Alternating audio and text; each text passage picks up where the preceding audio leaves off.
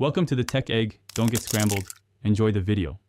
In this video, I will show how to replace the battery in your Nissan Rogue key fob. First, you'll need a small flathead screwdriver and a new CR2032 coin cell battery. Make sure you have a clean, well-lit area to work in. This entire process is quite straightforward and should only take you about 5 minutes from start to finish.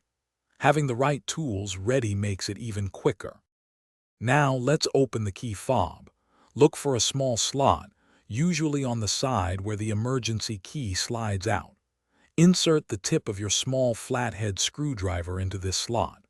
With a gentle but firm twist, you can carefully pry apart the two halves of the key fob casing. Be careful not to force it, as the plastic can be delicate. Once open, you'll see the old battery. Before removing it, take a quick mental note or even a picture of its orientation, specifically which side is facing up. This is usually the positive side. Gently pry out the old CR2032 battery. Then, insert your new CR2032 battery, ensuring the positive side, often marked with a plus sign, faces upwards, just like the old one.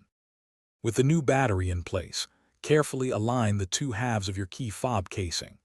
Press them firmly together until you hear a satisfying click, confirming they are securely sealed. Now, it's time to test your key fob.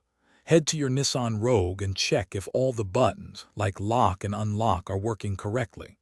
Also, life's too short for a stinky car, so check the description for a link to Little Trees, Black Ice, and other great deals. Thanks for watching. Consider subscribing if I helped unscramble your problems.